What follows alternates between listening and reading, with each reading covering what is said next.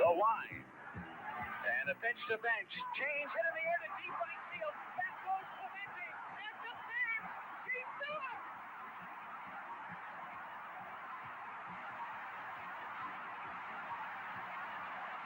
The stretch.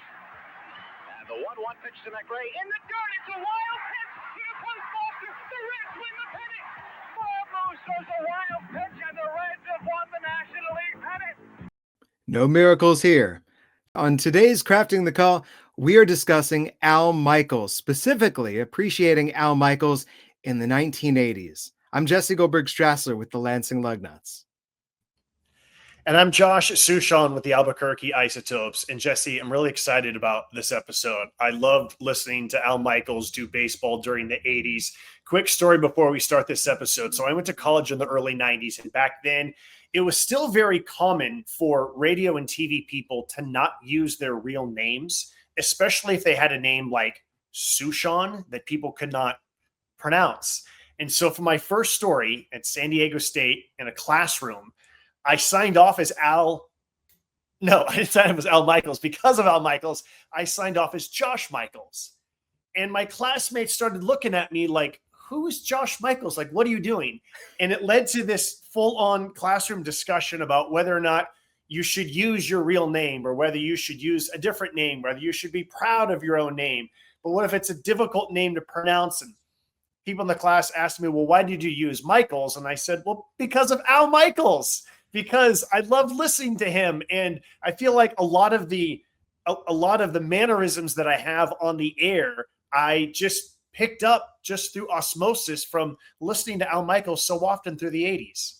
The funny thing is, although broadcasters have changed our names historically over the years, Dan Patrick, Mel Allen, I considered, and I've been asked by people, should I change from Goldberg-Strassler? Al Michaels was born Al Michaels. He was born in New York and then moved off to California, attended Arizona State University. And then at age, 23, he was hired to broadcast with the LA Lakers alongside Chick Hearn. And Chick Hearn said, enough is enough of this, not this kid. And then off he went to Hawaii. And there's a fun story about Al when he was in Hawaii. So Tommy Lasorda was managing a AAA team. It was probably Spokane back then that went to Hawaii. And Al comes back and he tells people in Los Angeles how the Hawaii Islanders have this fantastic radio announcer by the name of Al Michaels. And people start asking Tommy, well, wait a minute, how would you know? And then Tommy has to admit that he got ejected from 3 different games and he was back in the clubhouse listening to Al Michaels. And so the legend of Al Michaels back on the mainland started to grow because Tommy Lasorda had been ejected and had been so impressed with his work on the radio. It's so cool. And Al was doing, as he said at the time, his Vin Scully impression because he's a Californian kid and he's grown up listening to Vin Scully. He gets hired to work for the Reds. When he leaves the Reds, he's the person whom Marty Brennaman replaces. And it is with the Reds that we just heard his intro call. But now we're into the 1980s and Al is about to get his big national chance. Yeah, so he went from the Reds to the Giants, and then he starts to get college football, and he's like the number 3 guy for ABC, and they start to give him more and more assignments. And then, of course, the Miracle on Ice, in which basically nobody else at ABC had any sort of previous experience calling ice hockey, and so that's why Al Michaels did ice hockey and happened to be on the mic for the Miracle on Ice. And now let's go to 1981, Jesse, because 1981 World Series. This is the Dodgers and the Yankees, and they're meeting for the 3rd time in 5 years. Keith Jackson is the lead voice for baseball, but Keith Jackson is also the lead voice for college football. And so when the weekend came, Keith Jackson did his college football, and that's what led to Al Michaels. It's one of the rare times when you had different play-by-play announcers during the World Series. And so let's go to 1981. It is the weekend. Keith Jackson is away doing football, and let's listen to one of the big first baseball assignments that Al Michaels had.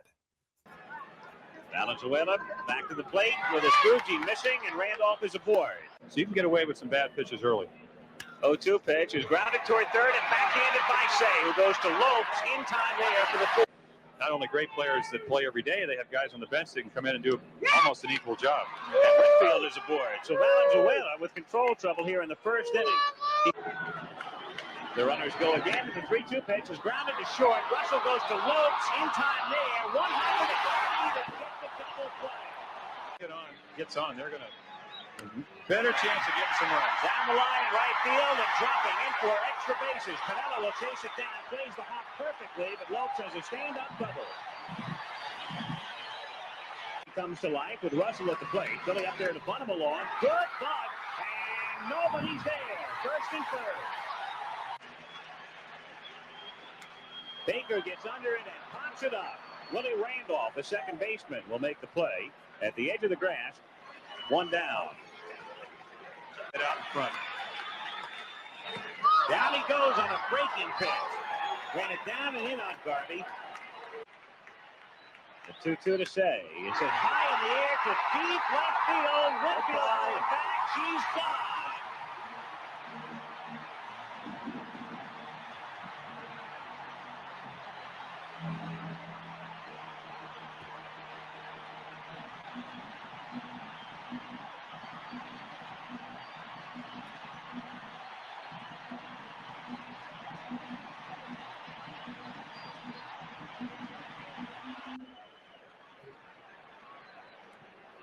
That hit him. So Guerrero will go to first base. Cerrone is going to argue that it hit his bat or that came. And there goes Guerrero as Monday hits it softly to the right side. Watson drops, picks it up, throws to Rigetti covering, not in time.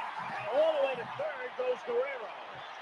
Steve Yeager pops it up on the right side. And Watson will be able to handle this one. But in the first inning, the Dodgers send 8 men to the plate. 3 runs, 4 hits. The man responsible for the scoring right there. Say 3-run homer. All right, so we'll pause there so we can start to dive into this here, Jesse. What immediately jumps out at you? Well, it's the Davey Lopes double play, right? Yes. What a play. And just to give context for this World Series, it's the Yankees and the Dodgers. And the Yankees and the Dodgers have met up how many times in the World Series leading up to this? In the 40s and in the 50s. And now here we are after it was Mr. October against Bobby Welch. It's 1981. It's Dodgers Yankees again, but they won't meet up again in the World Series until 2024. And the Yankees have won Game 1 and Game 2 in New York. So it looks like the Yankees are going to be on their way to another World Series triumph over the Dodgers. They would not win another game in the series. And the Dodgers get off to a great start. It's Fernando Valenzuela. It's rags to riches Dave Rigetti. And Al Michaels is professional. He is in firm control of this broadcast. One of my other biggest takeaways, so he's working with Jim Palmer, who was an active player at the time. And I think that we are noticing that Jim Palmer is still getting the mechanics down himself, right? There's a lot of times when the pitch is being delivered and Palmer still has something to say. And so Al has to be patient, let Palmer finish his words. Palmer basically shuts up once the ball is finally in play. And I think that Al just does a really good job of seamlessly blending in. Palmer got way, way better very quickly. And once he retired, became the lead voice as an analyst for ABC. And we're going to hear a lot more of Palmer working with Al Michaels. And I think that Al does a really good job of working with Palmer, understanding, again, this is an active pitcher, still learning the mechanics of it. But what I think we also heard there is the radio fundamentals. Even at the end of that inning, Al recaps the number of players who came to the plate, the number of runs to score. And then you can see his mind shift from radio to TV when he says, that man, Ron Say, with the 3-run homer, right? And so I think that we are on the precipice here of seeing how Al is a rising star, where it's clear that this guy is such a talent. He needs to be calling every World Series game that ABC is broadcasting. Just put Keith Jackson on football and let's let Al Michaels do baseball here. Well, he's so sharp. You can feel the sharpness, and he brings such a great deal of energy, but it's the right kind of energy, right? When you're calling a baseball game, it's a different kind of energy than football energy. Yeah.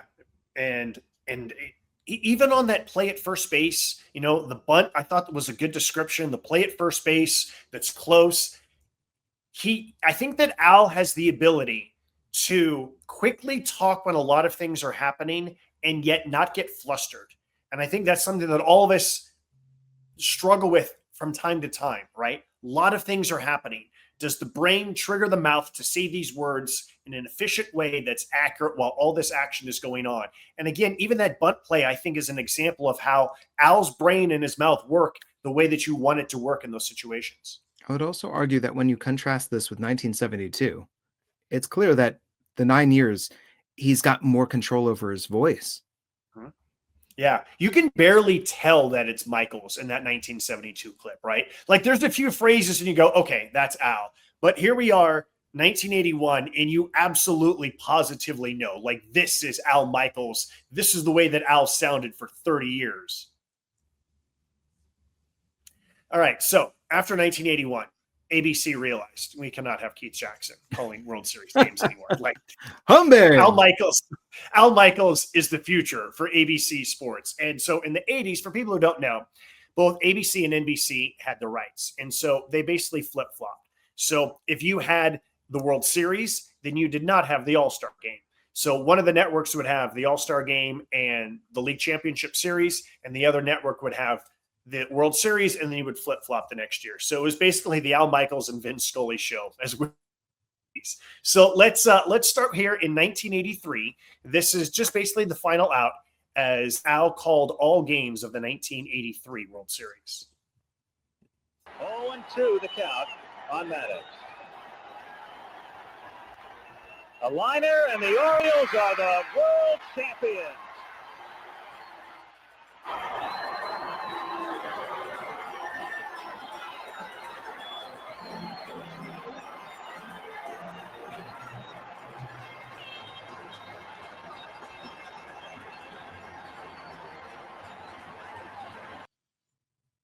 I'm just going to end it there because Al doesn't say anything else for a long time.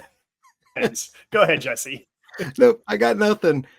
That's it. He was expecting them to win. They won. Thankfully, he'd get more exciting finishes to call in ensuing years. Yes. All right. But then Al got hot. At least the games that Al was broadcasting just started to take on these epic games where there was drama, there was controversy, where it was just incredible. So now let's go ahead and skip ahead to 1985. This is the next year that Al is working a World Series game, and you've got the Cardinals and the Royals here in 1985. Ninth inning with Ken Daly working for St. Louis. Darryl Motley, the right-hand batter, will lead things off. Then Balboni and Sundberg. In the bullpen, the Cardinals with their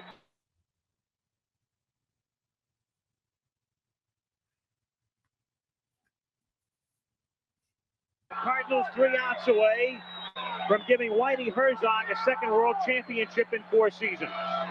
And time is called right now as Herzog, after the announcement is made that Motley is in the game, walks to the mound. And he wants the right-hander. So with Motley in the game, he wanted to make sure he was announced. And he wants Worrell, who struck out the 6 men he faced in Game 5. And Todd Worrell, and the story is well known now, but it's worth repeating under these circumstances. You begin the season in AAA in Louisville, Kentucky, in the American Association as Daly departs. And you're pitching in the minors, and you're not traveling first class or charter, and you're not staying in real good hotels, and you're not eating real good food because your meal money won't cover it. And somebody says in the middle of the season, we want to make you a relief pitcher. And then all of a sudden you get called up in August, and here you are trying to win the World Series. I spoke with him earlier. Meanwhile, George Orda will pinch hit. So here's an inning that has... All right, so I'm going to pause here just because we get this really interesting setup here that I wanted to use. And they went to, and when I say they, ABC went to a quick little interview that Al Michaels had done with Todd Worrell before the game. So instead of going to a commercial break during this pitching change, they went to a quick little interview, which I think shows how much broadcasting has changed nowadays. But I also think that, Jesse, this illustrates, this is Al Michaels, former AAA announcer. He's talking about Todd Worrell and the minors and buses, and he's not on charters and hotels and meal money.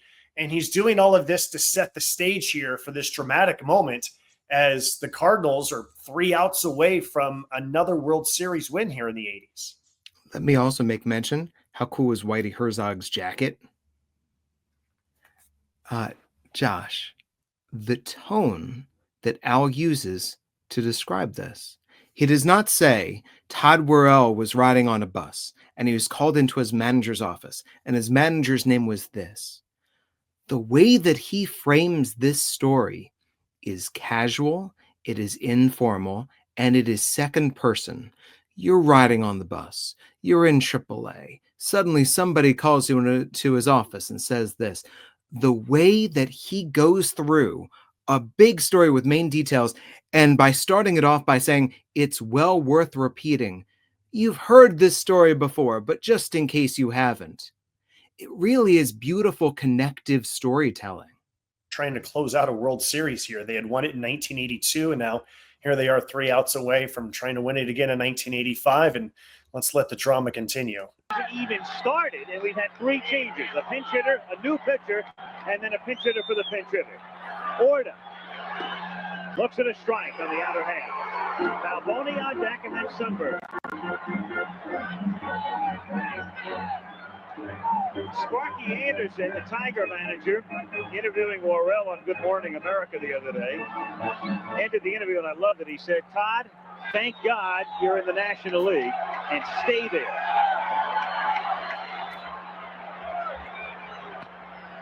Little squibber to the right side. Worrell races over to cover. The throw doesn't get him. Worrell got to the bag in an argument here, and here comes Herzog amongst the other quartet.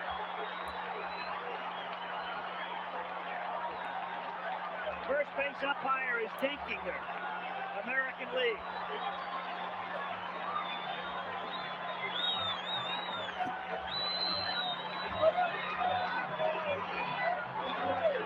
Well, this is spring training all over again. Any ball to the right side, you get there as quick as you can. I think he tries to go for the ball. His argument is he gets the side of the bag. Looks like he's out.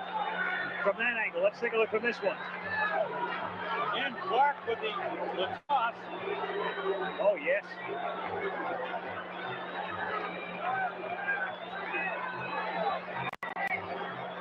Right on top of the bag.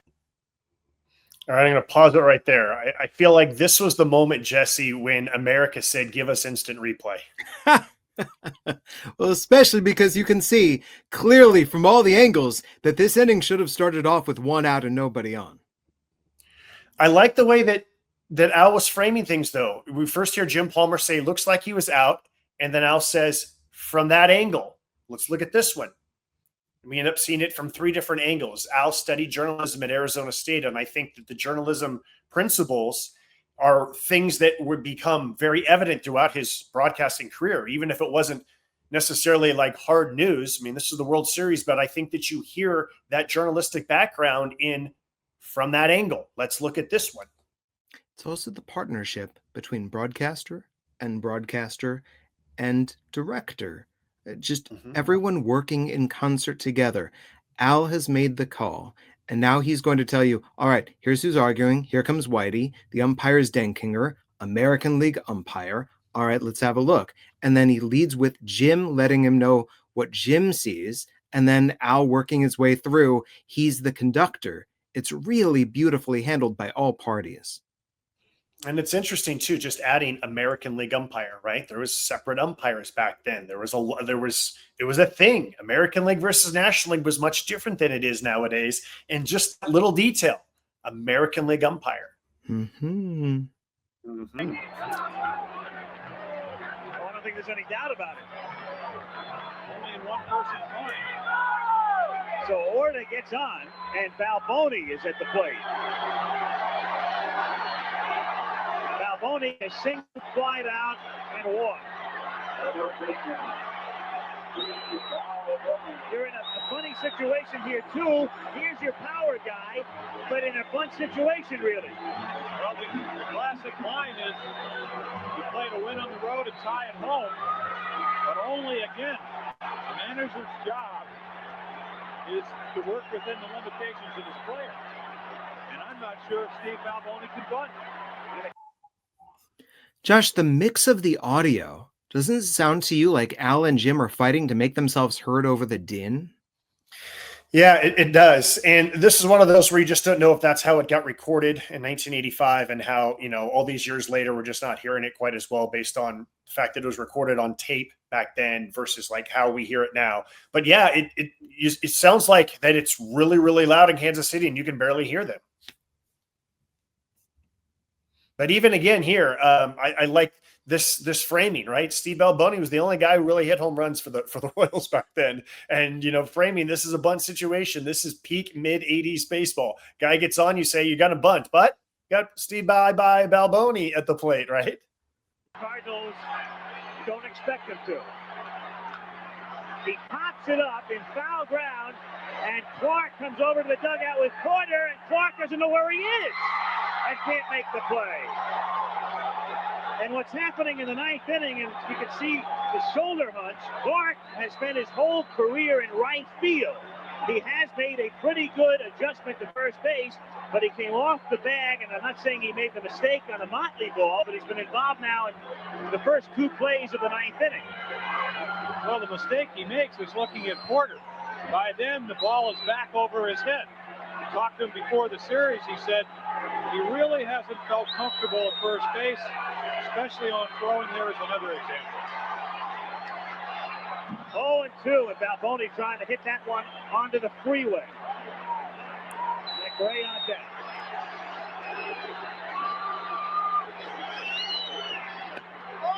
Base hit into left field. Orta stops at second.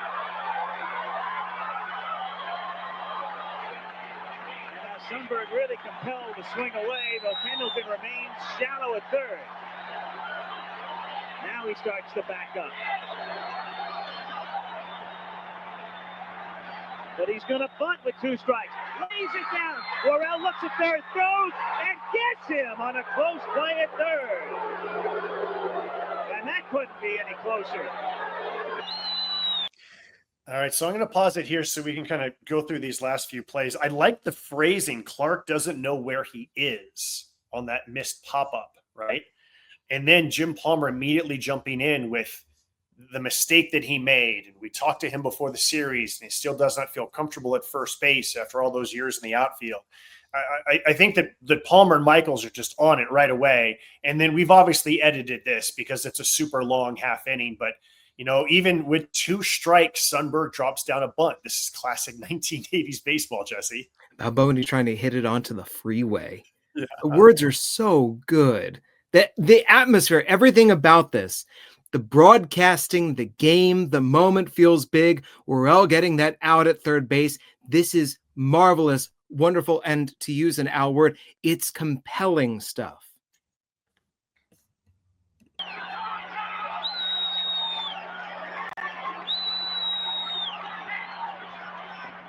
That gets away from Porter, and the runners move up.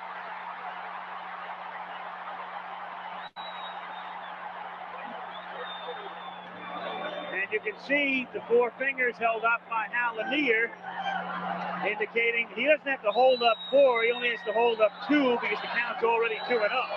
So they'll walk McRae, and Dean Orge is out on deck to pinch hitters as they align themselves here. Orge, a Cardinal in the 1982 World Series, and he had a terrific World Series. The infield double play depth short and second, and up in the corners, and there it is visually for you.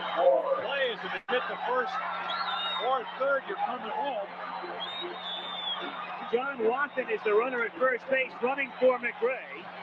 He's important too because a force play, there he is. A force at second would be a big play. And that's a looper hitting the right field for a base hit. Here comes Sundberg. Here's the throw. He scores. We go to a 7th.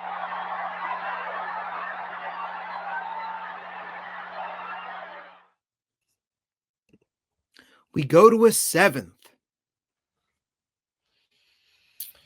minimal wording to say the most important thing. We go to a 7th. Cardinals are that close to a World Series. You have the missed call. You have the missed pop-up. You have a bunt with 2 strikes that does not advance the runners, but then you have a wild pitch. And then you have this base hit and a close play. It was considering that very few things happened, right? It was an incredibly intense, compelling inning that really summarized baseball in the 1980s because of all of the different maneuverings that are going on with the managers. And it wasn't a series of strikeouts and walks and maybe a big home run. It was all this little stuff that added up to 2 runs, and we go to a 7th game. Boy, after Worrell makes the play on the sacrifice attempt, for a passed ball to immediately move those runners into scoring position is a backbreaker. I would expect a Joe Buck style broadcaster, a Michael Kay style broadcaster, to be spending the inning, especially toward the end, harping on the mistakes. And then after everything happens, be like, you can trace this all back to the Denkinger call. You can trace this, but that was what happened. It just was not what happened with Al Michaels. That's a good point. I feel like nowadays the director would zoom in on Don Denkinger at first base between plays, between pitches, or would zoom in on Jack Clark, having missed that pop-up. I think it would be framed much differently nowadays. Yeah, the way that this is all framed, the Royals are heroes. Orge, with a pinch hit, has delivered a 7th game. Look at this happiness. And I actually love that overhead shot showing the field and showing everything going on. It's a really good sense of place to contrast with all the extreme close-ups. This does feel like the Royals fighting back against the team that is their geographic rival. Yeah, and then one other point before we get on to the next clip. I mean, remember that the Cardinals were 3 outs away from winning the World Series. And other than at the beginning of the inning, when ALCS trying to give that man, Whitey Herzog, another World Series title, or Todd Worrell trying to close out, like once you started to get into these bunts and these mistakes, it no longer felt like, you get these shots of the dugout, where they're getting ready to run out onto the field, right? And you start to kind of frame what it means. We didn't get into any of that because there were so many other things that was happening. And so it's interesting just looking back on it now, where it's almost easy to forget how close the Cardinals were to winning the World Series during that half inning. And then they imploded. And then in Game 7, John Tudor got knocked around and then apparently had a scrap with an electrical fan in the clubhouse after the game. And Brett Saberhagen fires the complete game shutout. And that's it. Sorry, Cards, as they continue to steam over Don Denkinger. What a World Series. It's 1985, and you can go, all right, the Tigers dominated 84. The Orioles dominated 83. In general, in the 1980s, the World Series have not been too close. The Dodgers won the 4 straight in 81. And suddenly in 85, we had a real good one. Yeah, we sure did. And one other note about 85, that was the first year that the league championship series went from 5 games to 7 games. The Royals were down 3-1 to the Blue Jays, came back to win 3 in a row in order to even get to the World Series before they won Game 6 and Game 7, as Jesse stated. Okay, so then we get to 1986, which a lot of people feel is the best overall playoffs of all time. The World Series was on NBC. So that means that ABC has got the league championship series, and it was Al Michaels who was doing the American League, the Red Sox and the Angels. And so we're going to go to Game 5, where once again, there's a team that is on the verge of winning a series. And let's get to some of the dramatic moments from the 1986 American League Championship Series. To center field and deep and carrying and gone. But just off his glove for a home run. Nice job of calling the ball a ball. To left field, left center, and Keith Pettis goes back, leaps, and she's gone. And it's 5-4. 2 out, 9th inning, 5-4, tying run at first. This has been a wonderful game. Donnie Moore out of the bullpen to face Dave Henderson. To left field and deep and down he goes back and it's gone. Unbelievable.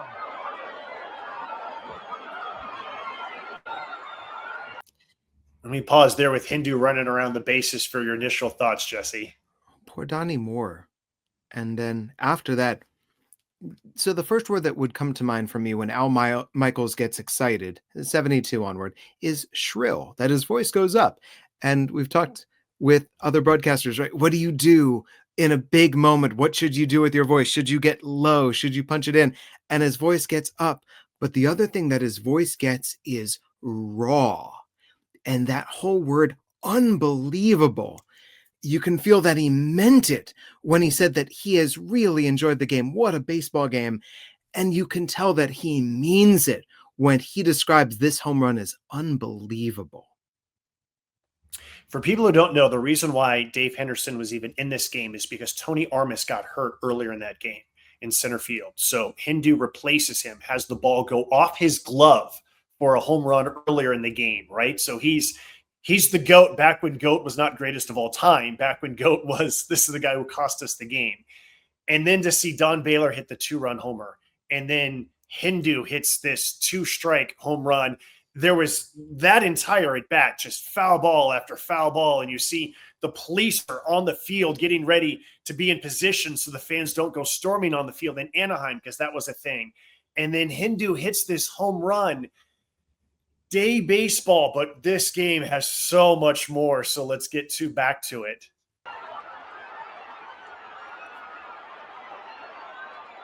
Nobody runs the bases like Hendu. Yes.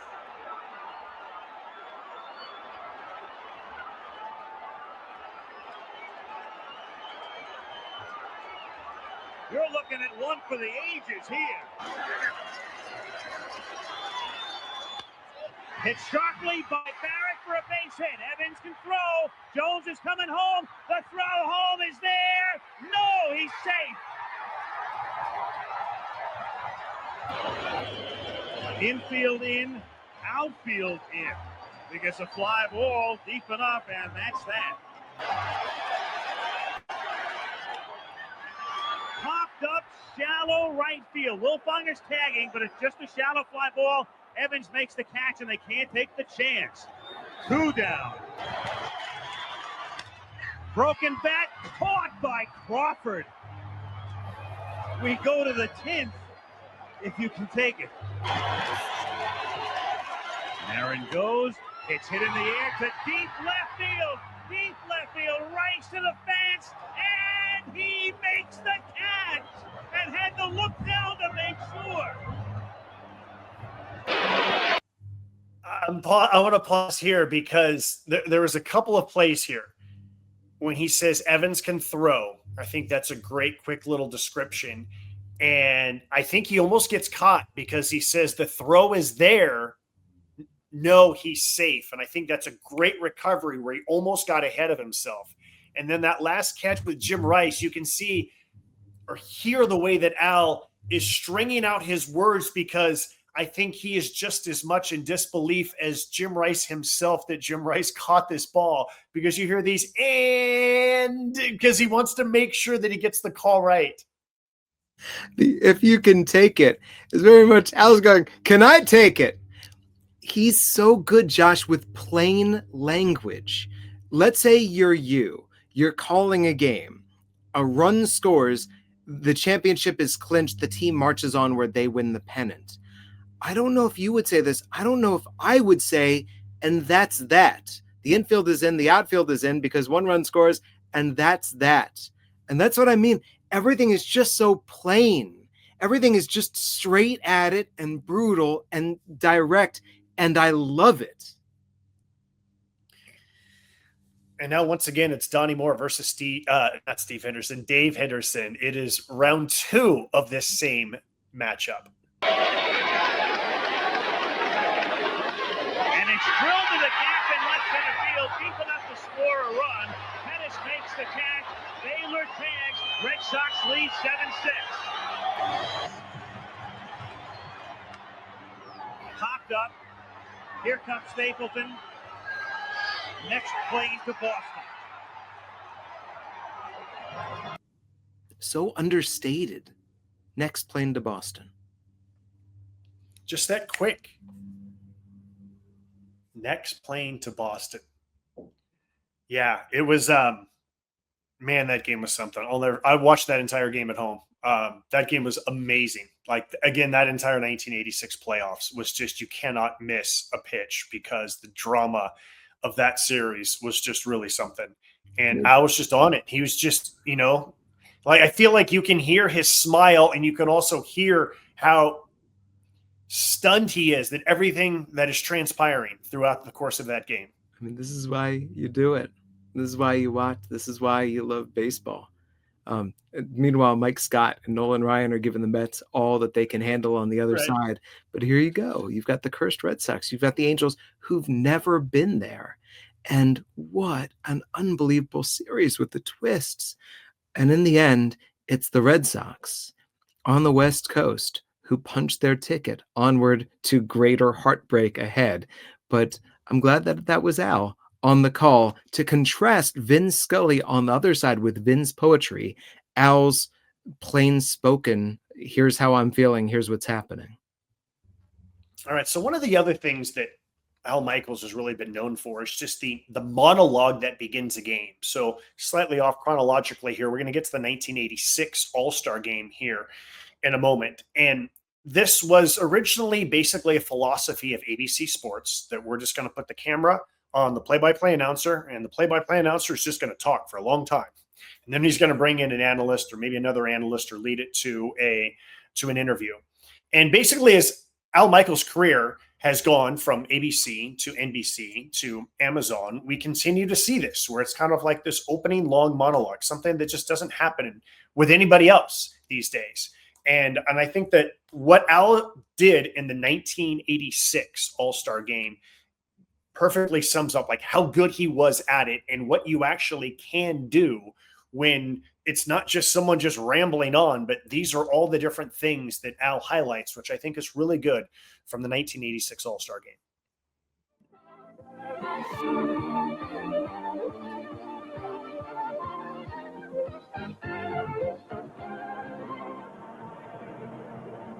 Houston entered the National League in 1962. The old Colt 45s played in an outdoor stadium that was hot and sultry and mosquito-laden. But then the Astros moved in here to, at that time, what they called the eighth wonder of the world, the Astrodome.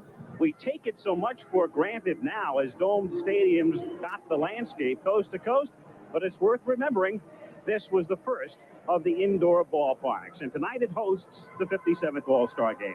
I'm Al Michaels. Welcome to Houston, and if history tells us anything, it should be a low-scoring game. This is a pitcher's park, tough to hit home runs in, and the only other All-Star game played here was in 1968. It was the only 1-0 All-Star game in history, and wouldn't you know it, the only run of the game came across the plate when Willie McCovey grounded into a double play. More of the same tonight? Well, we'll see. We've got some good pitchers on both sides, but it's also worth noting, I think, most of all tonight, that each All-Star game marks sort of a passing of the torch. This one in particular. Here it is, 1986, and think about some of the active players. Pete Rose is not here tonight. Reggie Jackson is not here. Steve Garvey is home. Nolan Ryan, who pitches his home games in this ballpark, is not here tonight. And then there are the 4 300-game active winners. Steve Carlton of the Giants, Phil Niekro of Cleveland, Don Sutton, who won his 300th earlier this season for California, and Tom Seaver of Boston. And those 8 men who just about have their tickets written to Cooperstown are all in the television audience. So nostalgia takes a backseat tonight. Amongst the new guard, perhaps best typifying some of those new stars, now not only on the horizon but having arrived, are the 2 starting pitchers. Roger Clemens, who earlier this season struck out 20, won his first 14, and comes in with a mark of 15-2, and comes back home in a way. He went to high school in Houston. He'll be on the mound against Dwight Gooden. Here are the feelings of tonight's starting pitchers. All right, so we'll cut it off there before the interview, but that was a lot of information that he just delivered to us, Jesse. It was, Josh, but I didn't feel overloaded. Do you know what I mean? He had such a personable way of going about this. Yeah, I mean, he goes from Houston, Colt 45s, mosquitoes, hot, eighth wonder of the world, dome. We take it for granted now. 57th All-Star game, low scoring, 1968, Willie McCovey, double play, who is not here, which becomes an interesting time capsule of how we just assumed back in 1986 that Steve Garvey was going to be in the Hall of Fame, right? That we assumed that Pete Rose was going to be in the Hall of Fame, and that's a different story. Who's not here? And then who is here instead? And the passing of the torch. I agree, it doesn't feel rushed, but my goodness, like, I think that is the ultimate. If you are a casual fan who does not follow baseball, this is the ultimate 2-minute summation of where we are, where we've been, who is not here, and who is here. Just to go back to the way that it started, it is such a good setting of the scene to be like, back in the day, there were a lot of mosquitoes here. And then they built the Astrodome. And let's bring things up till now with our place. Okay, what are we expecting? Well, we're expecting a low-scoring game. That's what history teaches us about the All-Star game. Here are the All-Stars who aren't here. Here are the All-Stars who are here. You can just see him going through in his preparation as he's working on the script for this. Where should I begin? Where should we go? Where should we wrap up? And the way that all of this gets delivered, it's really slickly done. Do you know what I mean? It's very smartly sculpted because, as you say, there's a ton of information in here. And yet I would say we're not too much in the weeds. Everything stays moving. Everything stays upbeat. We are dropped in something and then off we move into the next thing. And the way that it is all delivered, this is one of the reasons why his open monologuing was something that was admired. When a broadcaster opened up a broadcast, this was the expectation. This is what the TV play-by-play person would do. But as we've seen, it's hard. And this is something that was harder for others than it was for Al. For Al, he made this, I would argue, seem very easy. It's not easy at all. I've looked back at this a number of times as we prepared for this episode and decided which one of his opening monologues that we were going to use. And I'm blown away by how just effortless it seems. It made me wonder, did he have cue cards next to the camera operator, right? Did he have note cards that he was looking down on? Sometimes when we are speaking and we're trying to figure out what we're going to say next, we pause. We have a tendency to look up as if the answer is somewhere up there because it just allows our brain to focus on what we want to say before we go back to the person that we're looking at or when we're going back to the camera. That is not the case. You think about all the names that Al did, those 4 Hall of Famers and the pitchers and the teams that they are on, who was not there. All of it is just really well done, which, again, he's not memorizing lines, but this is obviously they had planned all of this. I would love to know how many practice runs they did in order to nail this. Also, nowadays, you would be what they call covered, where you no longer would be looking into the camera. They would be showing you these different things. They would be showing you Roger Clemens. They would be showing you maybe pictures or videos of the old Colt Stadium, Colt 45s. It's just a different broadcast, which gives me additional respect for how he was able to just deliver this great monologue looking into the camera. And you hear the smile in his voice the whole time. Mm-hmm. Mm-hmm. Yep. Absolutely. Okay, so let's get back to World Series, traumatic moments, postseason, because Al was there in 1987. It was back to ABC doing the World Series, and we had another one for the ages involving Whitey Herzog and the Cardinals being oh so close to another World Series. But now you've got the Twins and the Metrodome.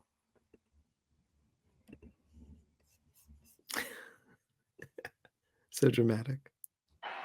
Morrison right, bottom of the 5th inning, and Puckett starts things with a base hit into center field. He's 3 for 3. 4 for 5 in the series against Tudor. And he hits this one down into the left field corner for extra bases. Coleman has it skipped away, and then he falls down. Puckett will come in to score on a double. It's 5 to 3.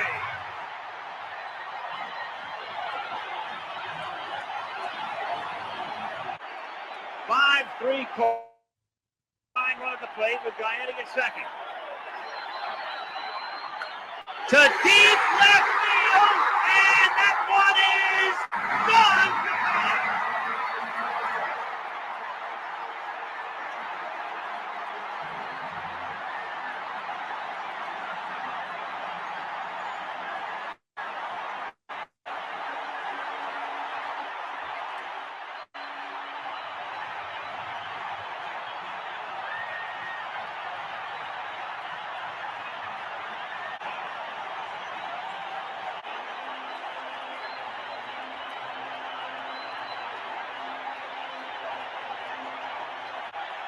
Brunansky hits it in the left for a base hit.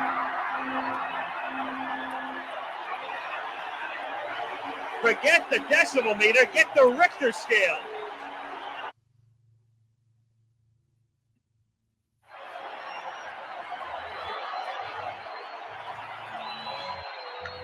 Line drive, base hit into center field. Here comes McGee. Here comes Brunansky. Here comes the throw. He's safe. Hitting instruction, McGee does not make a good throw. See the lean to the right? That takes the weight off the left leg. And Brunansky is safe. Bases loaded, 2 out. Bottom of the 6th. Twins lead by 1. And Herb drive to deep center field. Goes back. Grand slam.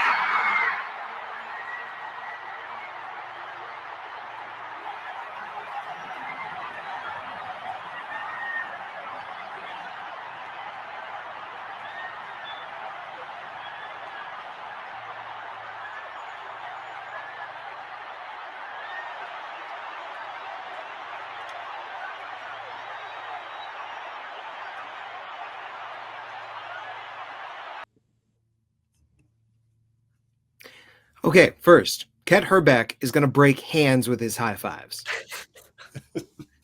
Second. Another observation I had, it's John Tudor again. John Tudor, who lost 1985 World Series Game 7 after winning 21 games in the regular season, and he's a little bit of the GOAT there. Cardinals lose. Cardinals won the 1982 World Series. Were set up for Team of the Decade. And they lose a heartbreaker in 85, and they're going to lose a heartbreaker again here in 87. We saw how the Orioles won in 83, but we've got the same kind of lefty, slow motion, crafty sort of windup. It's amazing to watch baseball in the time capsule. But what I'm putting together and listening to all of these Al Michaels calls in a row, Josh, what I'm hearing is that Al is quick on what happened and the layout, right? How do you handle a big moment? Al calls it, and he uses efficiency in words, and he is out. What did you notice? The number of dramatic home runs that Don Baylor hit that get forgotten because it was his home run that set the stage for Dave Henderson's home run. It was his home run that set the stage for Kent Herbeck's home run that kind of gets forgotten. But the way that Al Michaels says deep left field, right? And I'm not doing it at all justice. You think about the different ways that you can say deep. You think about the way that Dwayne Kuiper, with his big voice, will say, deep left field, deep right field. The way that Al draws out deep left field on the Don Baylor home run, I just thought was really good. Again, it's minimum use. Al really didn't have a home run call. He mostly just said gone. But with the Herbeck home run, he just immediately says grand slam. And like you said, lays out. I also think that even in these moments, we hear, because he did radio, because he did minor league baseball, like you hear the lessons that he learned in that. And I think because he's also someone who has done so many other sports, his pacing, like you said, how quick he is, but there's an urgency to his calls that you don't always hear in baseball. There's a little bit of football urgency with the way that he'll describe a base hit, the way that he'll say that Kirby Puckett has 3 hits, right? The way that he just gets in these quick little details. And then, as you say, lays out. Yeah, he brings such great energy that energy is exactly where it needs to be. I enjoy too that we have heard a number of times now on fly balls that are going to be home runs or we'll see, that he just says to left field, to deep left field. It's that quick. Let's just get into it. I think back to Steve Balboni's base hit. It's just base hit into left field. He gets right to the point. Even that double where he says something along the lines of that'll be for extra bases, and then Coleman slips and falls down, like he's on all of that too, right? Oh, like how big is that? Yeah. I often, when we record these episodes, I try to think about where would my eyes go? What would I think to say? What would I be thinking about? And the idea that he stayed in and on the left fielder, because my eyes always go to that runner at second and the third base coach to see if he's going to send him. His eyes stayed on the left fielder to see that Vince Coleman slipped and fell down. And now for sure that runner is going to score. And so that makes me think, and again, the reason why we have this show is how can we get better? It makes me think that I need to perhaps make sure that I stick with the outfielder a little bit longer on some of these bigger moments, and then find the base runner, find the third base coach a little bit later than what I normally do. His brain is working. You can feel that, right? You can feel that he is understanding the full scope of everything that's happening. And though it almost led him astray earlier, he is very much anticipating what's going to happen next. Yeah. I mean, it's just, look, Al was very fortunate. He'll be the first one to tell you. I've read his book 2 times. There's a couple of chapters I've read 3 times about how lucky he is, how fortunate he is that he's gotten these moments. But you think about when there has been these epic moments, epic comebacks, dramatic maneuverings with managers and pinch hitters and pinch runners. And Al is at his best. I mean, he had some of the most iconic calls of the entire 1980s. And this is baseball only, this episode that we're doing.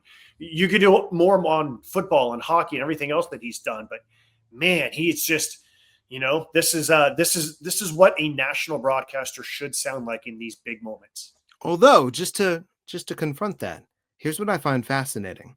He doesn't have the poetry of Vin Scully, nor the syntax, although he tried to copy Vin as a kid coming up. That is not the vocal pattern that he delivers. He does not have the big Harry Callis voice. He does not have the ability to go huge with the highlight call a la an Eagle, a la Kevin Harlan. It's a very different style of calling the normal game and calling the big play. But that's what makes just to bring it into his most famous call ever, the "Do you believe in miracles? Yes," is the humanity of it all. That his voice has this ability to cut right through. So you hear his voice through the din, and then him getting right into the actual feeling of the matter. Him getting into he is feeling this, and he is sharing it with you, and he is finding the words to express what can at times be inexpressible, because you put a normal human being behind a microphone to call a big play, and the natural thing to happen is words fail. And that's where we relate to amazing, or like Al said before, unbelievable. So you've got to find that word. You've got to find those words. You've got to describe it, and here it is. And then you lay out. And Al's humanity, Al's ability to get right into it with his voice just cutting right through, I would argue that it translates on a different level, but a very effective level. I think it's also learning who you are, not trying to be Vin. Nobody can be Vin.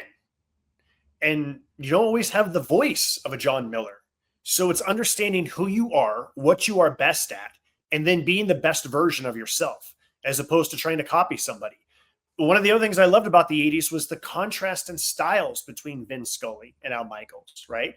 They were not carbon copies of each other. There was a lot of similarities, but they were mostly very different broadcasters who were outstanding for different reasons. And I think that that's what made it so much fun watching baseball in the 80s, not to mention all these dramatic moments. Yeah, Al knew who he was and did what came best to him in those moments. Yeah, and we're about to transition into the Bob Costas games and the Sean McDonough games coming up in the 1990s. But contemporary at the time, Jack Buck, very different style from all these guys. So I really enjoy, look, You're going to sit down, you're going to hear an Al Michaels game, and that is going to have its own flavor to it. But before the 1980s runs out, he still has one more World Series to call. Yes, a very famous World Series, and let's hear how it ended. A's trying to sweep, but the Giants have certainly not made life easy for them tonight. That's a ground ball to the right side, steered by Phillips, flips to Eckersley. Yes, he's there in time, and the A's are the world champions.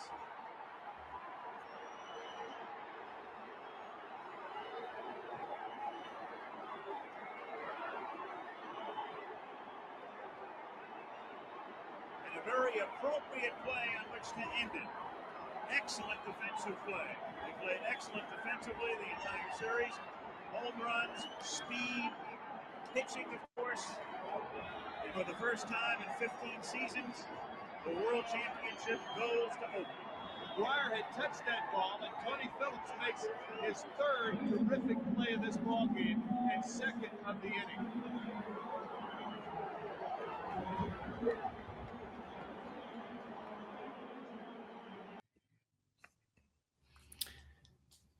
So that was the final play that Al had calling baseball for a long time. He had a few other moments in the 90s and since then, but that basically ended the run for ABC and for Al calling baseball.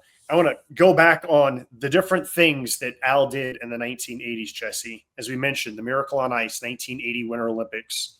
He was part of ABC's coverage of the 1984 Summer Olympics. He did the World Series in 83, 85, 87, 89, 4 World Series. He did 3 All-Star games, 84, 86, 88, also doing championship series in those same years as well. He took over Monday Night Football in 1986, then transitioned to Sunday Night Football in 2006, and Amazon Thursday Night Football in 2022. So you think about the 80s, and again, he's doing Monday Night Football, he's doing the Olympics, he's doing World Series, he's doing All-Star games. Al was everywhere in the 80s and really showed the versatility of his abilities as a play-by-play announcer.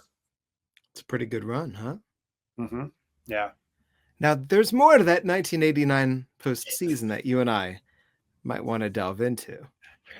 Yeah, exactly. How can you do an Al Michaels career retrospective about baseball and only just use one clip, the final out of the 1989 World Series, when so many other things happened that year? I mean, especially when one of the two of us grew up right there cheering for the A's.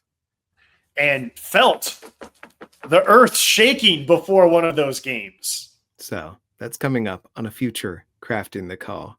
But this is a great way to wrap up this episode, is Al wrapping up baseball in the 1980s. And he stays right with that call. Mark McGwire lays out. Tony Phillips, he used the verb spears it.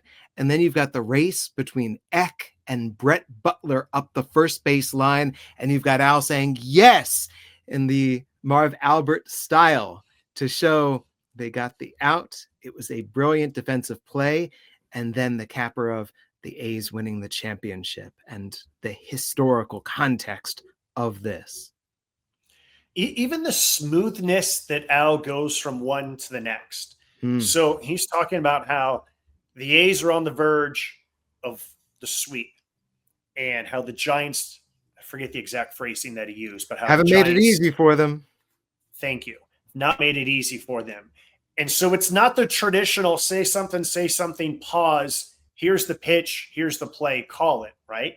This is television. Maybe do that more on radio and television, but he just so smoothly goes from what's at stake for the A's, what the Giants did to make it more difficult on them, and then he is not flustered at all on a play that's tough, yes. Right?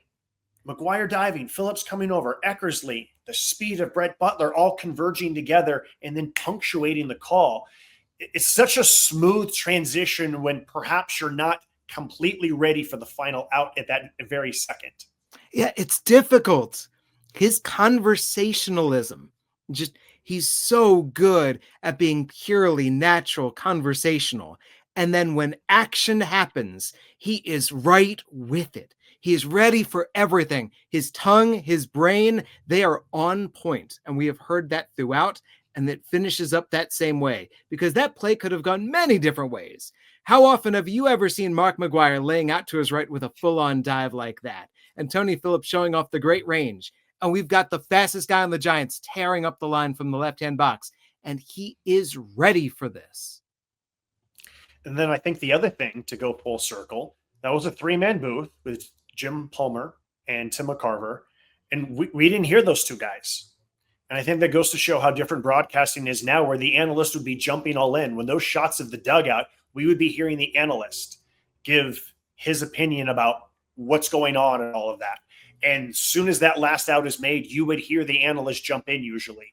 But even after the out is made and there's a layout, we hear Al again describing things, which goes to show, again, just how broadcasting styles have changed. And I think that's also a sign of the respect that Jim Palmer and Tim McCarver had, that no, this is Al's moment right here, and how much Jim Palmer has changed since 1981 when he was constantly talking as the pitch was delivered.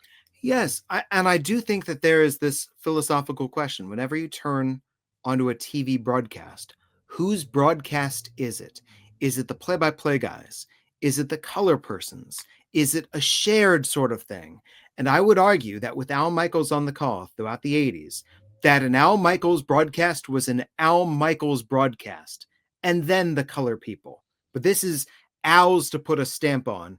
And now, Jim, let's see what you think.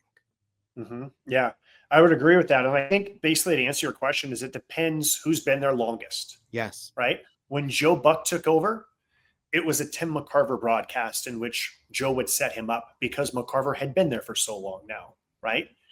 So I think it kind of depends on who's been there longest, right? Well, when Al started, he was working with Howard Cosell. Yes. Cosell broadcast was always a Cosell broadcast. Yep, exactly. Yep. This was fun. I really enjoyed this quite a bit. I especially enjoy, I would argue that baseball in the 1980s was highly exciting baseball. And we mentioned all of the steals, the aggressive base running, watching the crafty southpaws go about their work. And then these postseasons were marvelous. 85 was great, 86 was great, 87, and right on through. You and I have spent a crafting the call on what occurred in 1988. And so I am greatly looking forward to talking over 1989 with you. Yeah, me too. On absolutely. My name is Josh Suchon. I did not decide to change my name to Josh Michaels. I just did one assignment at San Diego State in which I refer to myself as Josh Michaels. Then I went back to using my real name. I'm with the Albuquerque Isotopes and for Jesse Goldberg-Strassler with the Lansing Lugnuts. Thank you for watching this edition of Crafting the Call. Again, we got one coming up very soon about all things 1989. And I do believe in miracles, sports-wise.